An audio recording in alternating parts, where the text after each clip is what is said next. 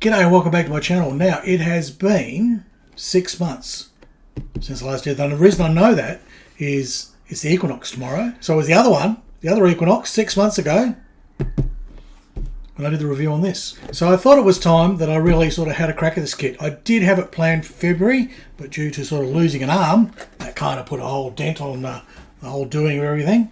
But let's have a look. Now, I'd already reviewed the kit. You can go back and have a look at that. There'll be a link here somewhere. And it's lovely. It's a lovely little kit. It's really good. Lots of positive fit on it. Even the little plastic sail's not too bad, but no, we won't use that.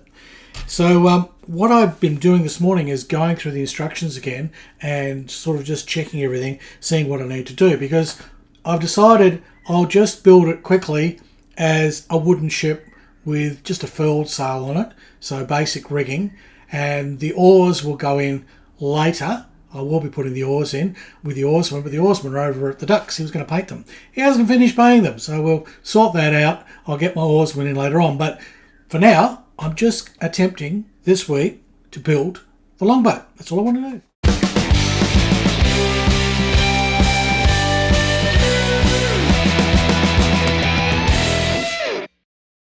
Now, reading through the instructions, it's all pretty basic and it's fairly simple, and there's not much to do. It's really a very simple kit. I had it dry fit together last time, which is pretty well done. But one thing is, there's some instructions here about all these holes that you need, which hold up the mast. And I'm going to need those, even with a furled sail. Right, furled sail means that it's rolled up. Right, I'll have my sail sitting there furled, which means we're not using the sail at the moment, which means I can have the oars out. All right, but the sail's there to be dropped down, and they can ship the oars really quickly if they need to. That's the look I'm going for. Now, there's holes, as I say, for rigging. And looking on the hull, most of those holes are present. They're tiny, so I won't try and show you them. They are really tiny. But one thing is, there's holes that go here and here, which they say drill 2 holes in these cross ribs to tie the shrouds to. Yeah, okay, all right, okay. Well, I worked it out. There's sort of this little thing here, which is where the little rods go to hold the sail. Well, there's a name. There's a funny name. What is it? The wood spars, the belt or BTS. BTS? Yeah. Wood spars, BTSs, right? Anyhow, the BTSs go in there and they kind of hold the basically the sail in position, right? And coming back from there, there's this and this rib. This is where they want tiny little holes drilled, can you believe, here. You want a little hole here. Now I'm going to have to probably put the deck pieces in to see how far up they push, which may determine. Now the deck pieces are going to rest on that, so we're going to have to go up thickness of plastic. So they want the tiniest hole there. Alright, and gee whiskers, I don't know if my pin vise is going to get in there. How are we going to do that? I actually think it'd probably be easier to cut a piece out, like actually just cut down and cut a piece out and then glue a piece over, leaving a hole. That would be a simpler solution, because actually trying to drill a hole there could be a nightmare. Let's see. So there's that BTS, right? There it is right there. And we've got to put holes here. So space 2 and then they go.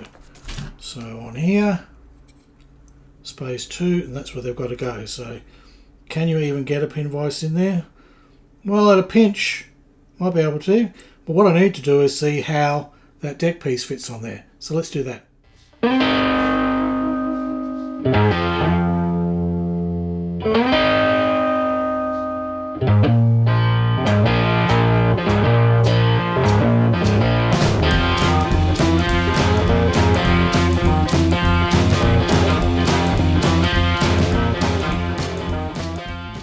So I've got all the pieces cut out for the deck, ready to go, and you'll say, but Harry, you how are you going to know which one to put where? You've just got a big job. Look, it's really easy. It's really easy.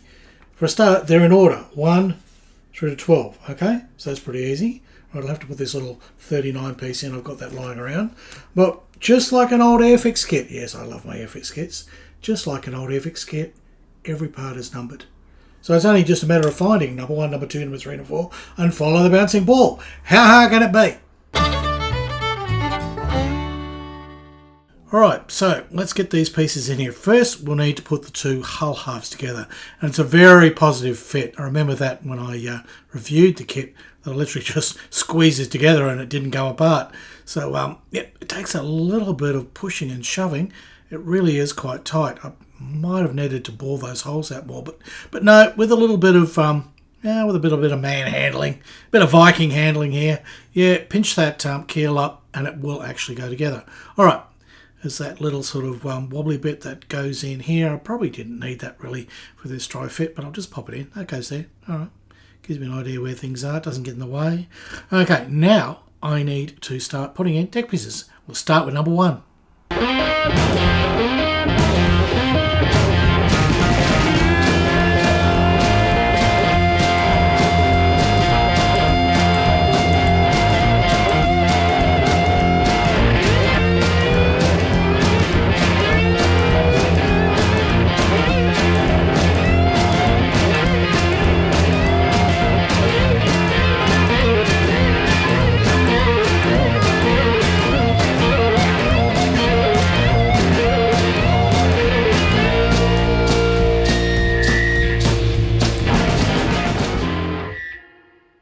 Alright, the deck's gone in. It's only dry fit, but that's fine. These 7 and 8 ones were tricky. They're sort of sliding around. Now, that's that thing there that's got that little belt ass thing, right? And then this is where we've got to put those. So that, a space, well, there's some flotsam in there. A space, that's where we're going to go. So, pin vise has got to go in there. We might get it. Let's give it a try. Alright, let's slide these little fellas out the way. It's rather handy that they come out. And we can get the pin vise in there and just get a sort of a little bit of a hole started. Actually, it might be better if I use the blade of the knife. Yep, that'll give me a little starter point that I can come back to later. So I'll poke that in both sides. Right, move the deck out of the way now because we don't need it there. We've got our little starter holes. Let's start drilling and hope for the best. Well, amazingly, I did manage to get that all the way through. And it's best to go all the way from one side till you see the hole, because I tried to match up from the other side without first marking it. Ended up with 2 holes, yeah. But then the trick I found was get in with your round file and just open the hole a bit, okay? So we have got a hole and it goes all the way through, and it's only just starting to show on the hole. I think the paint will cover that up. So it's done. The trick is now we'll use the supplied cord, which doesn't leave too bad. We'll just give it a bit of wax. Bit of wax. Cut a fresh end, because your ends are usually burred. Alright, let's see if it's at all possible. Gets into the opening. Will it wiggle through? Maybe I need a fatter drill bit. No? The way doing it this way, it's got a huge like U-bend, you know. Not quite a U-bend, but a V-bend. So it's definitely poking through. It's just not happy about it. And the thing is, you'll be all assembled, your deck will be in there, and all the rest of it. Might be worth running this line. Well, those 7 and 8 pieces pull out. See, it's going to just strip the cotton. If you're not careful. There we go. We are through, but look, it's stripping the cotton. Absolutely stripping the cotton. So it's not happy. It's all bunching up, stripping the cotton. So, yeah, I think I'm going to have to drill a bigger hole.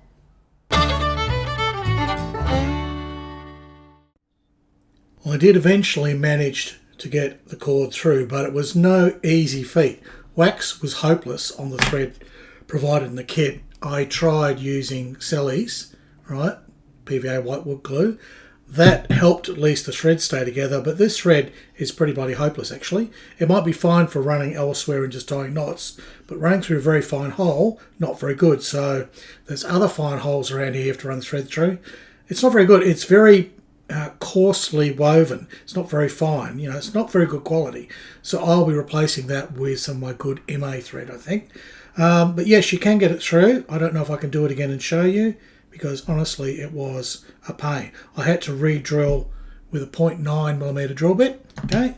So from a 0.6 is what I had on originally, which should have been enough. So you can sort of get it in there. It's not happy about it. Probably not even going to play now. No, because once that head is all ruffled up, you're buggered. So if you don't get it the first time, you're stuffed. So this thread is rubbish. Let me get some MA thread and we'll try that. So I've dipped into my stock here. I've got tons of threads in here, and I found some MA cordage. It's about the same width. Put a little bit of wax on it. Okay, not much, just a little bit of wax. We'll grab that thread in the hole.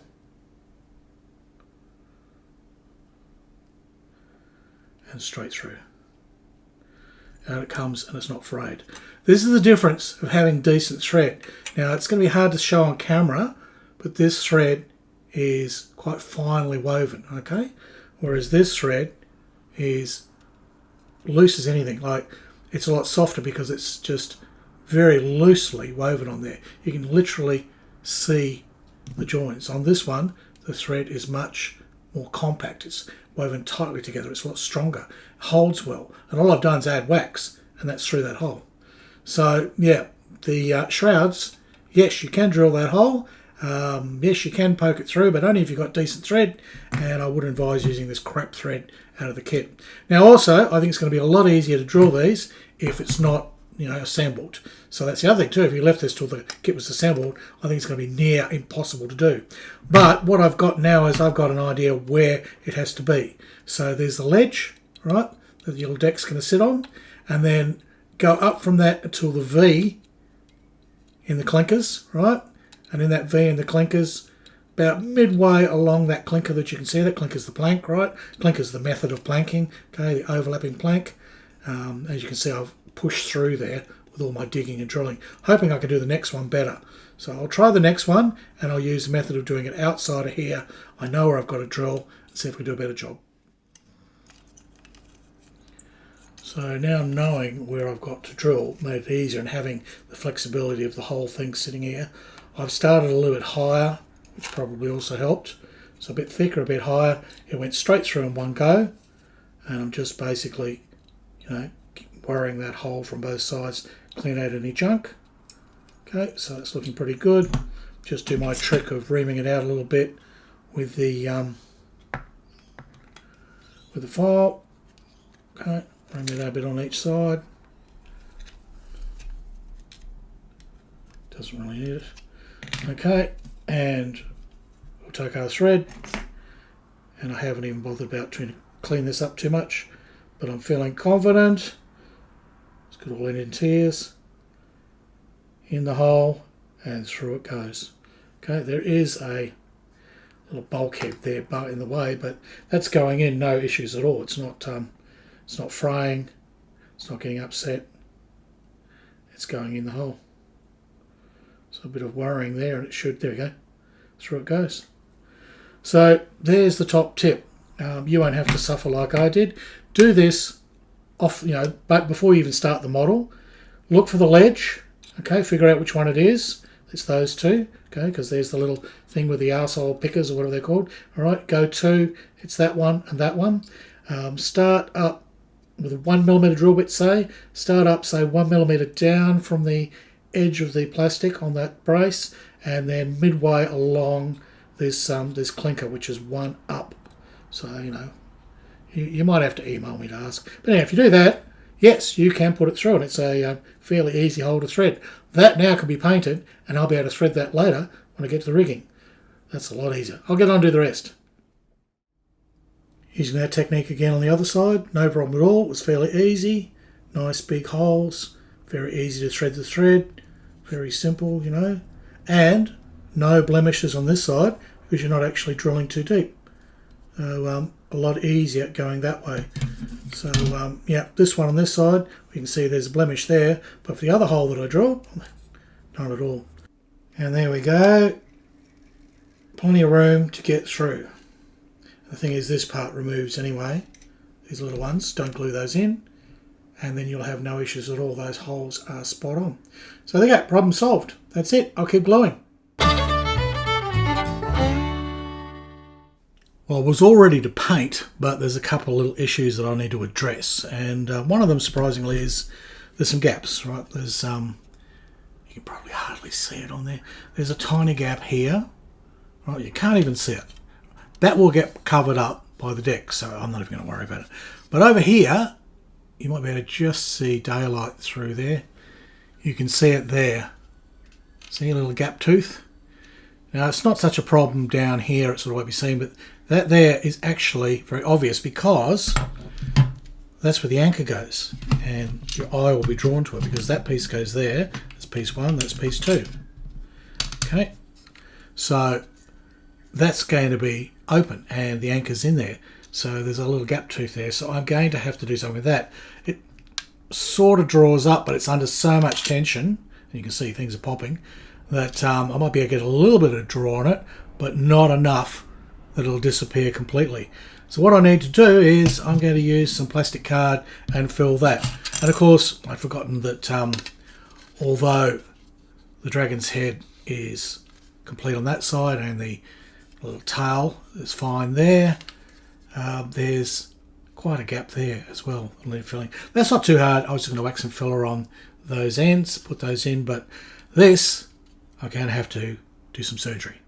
So I've got a bit of plastic card here. It's 0.5 millimeters, just half a mil thick, which will just be perfect. So I've cut a little strip there about a couple of millimeters wide, which should be wide enough for the bulkhead. That's going to fit in there nicely, not a problem at all. I just need to mark that for its height, trim that off, glue it in, bingo bongo, we'll be done. I've got that bit of card in and it's sitting nicely there, and I've got this rubber banded up, so that should cement in and hold. Now look, with the dragon's head here, I had to sort of put a little shim of plastic in there. That came up all right. But this one at the back here, I'm going to use some perfect plastic putty. Now this stuff is sort of great for filling gaps. It goes in fairly well. It washes off with water. You can usually kind of smudge it with something. It's got that bit of scrap plastic there, so that'll allow me to sort of trowel it in and try and get it smooth. Not too bad there. Come on, Harry, you can do it. All right, and then using your finger, you can kind of wipe it off. That'll be good. A little bit of a fliddle on there. Now, the front little piece here. Okay, piece number 1. It's boring. Look at it. It's just got nothing on it. If you have a look at the other pieces, you've got planks. You've got deck widths, okay? If you have a look at the rear here, there's this lovely little triangle pattern, okay? I really like that. So I thought, let's measure that up and see what it is. Well, they're about 5, 6, yeah, 5.5. All right, how wide's this? It's, well, we'll call it 15. I could get 3 planks and do a little sort of diagonal thing there. That'll be much more interesting. So measuring this up, sort of roughly approximating for the 15, that'll give me my planks, and then parallel to the sides there, so I can get my little sort of triangle shape. And I had one long plank that way, and then when you flip it around the other way, this plank was shorter because it just ran up to that that little joint. Yep. So there we go. Now, to stop this thing wobbling around, I'm going to stick it down with a bit of tape there that I've double-sided. So we'll score the big long one. That's pretty easy. Just run the scoring tool all the way along. Great. Now for this one, well, what I need to do is turn around the angle so I don't wreck this thing. Because I want to be able to start at the join and drag away. You don't want to ever drag towards the join, because if you do that, it buggers it up. That looks good. Happy with that.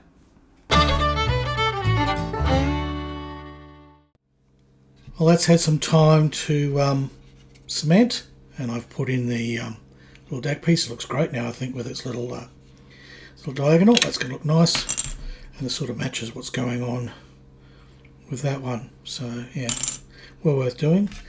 Now you've got to watch all your edges and your seams. Everything needs tidying up.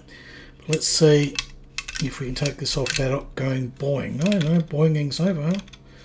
We appear to be boing free, which is always a good thing.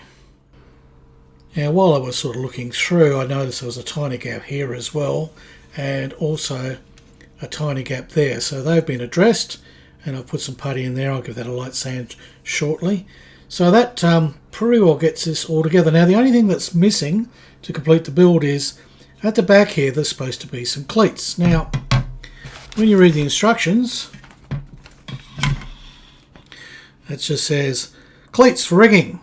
It doesn't really give you a hint as to where exactly they are. They are sort of in the drawing there, but they're tiny. So you know, it would have been nice if we had 3 arrows, you could have figured it out. And later on, I did sort of have a look inside here, and you've really got to look hard. But there's a tiny little mark there for one. There's a mark there for one, and there's a mark there for one. Okay, so they're there. But here's the thing, if I put those in now and then I go and put my deck pieces in, right, I'll probably knock the cleats over. And similarly, if I want my deck pieces to come in and out, it'll be a problem. So do I glue all these back deck pieces in so I get the cleats in? Probably. I'm probably going to have to, and I'll only put in enough decking to the point where I can get some paint in underneath to see what's going on.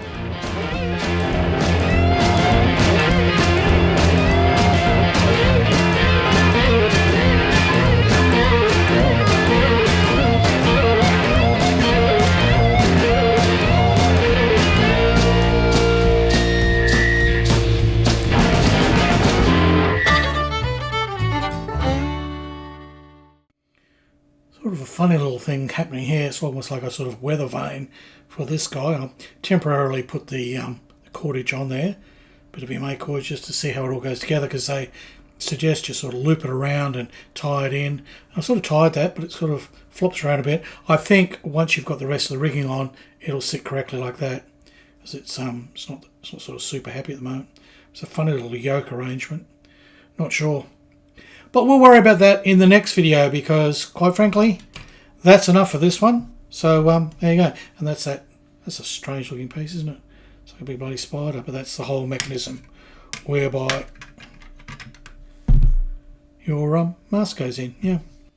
So that's about the build done, really. I mean, the oars have got to go in, but they don't get glued in, they just get added, you know, and the sail's got to go on. But all the parts are assembled that need to be assembled for the moment, and I have those loose fitted deck pieces, so I can get in there and at least paint the deck underneath in the hull, which, you know, I want to do just in case I want to lift things out. But we are there. Cleats, head, tail, stem, stern. She is ready to go in the paint booth. But that's going to wait for next time, because surprisingly, I managed to fill up a video with just fiddling and faffing with what is basically a very simple kit. But they're the sort of things I like. I actually like the fiddling and the faffing, as you well know. I'm a fiddler, I'm a faffer. Alright, there you go. As usual, hit all the buttons down below, you know, whatever. And thanks for watching, and hopefully I'll catch you in the next video. So, it's goodbye from Australia, and it's hooroo from Harry and Denny.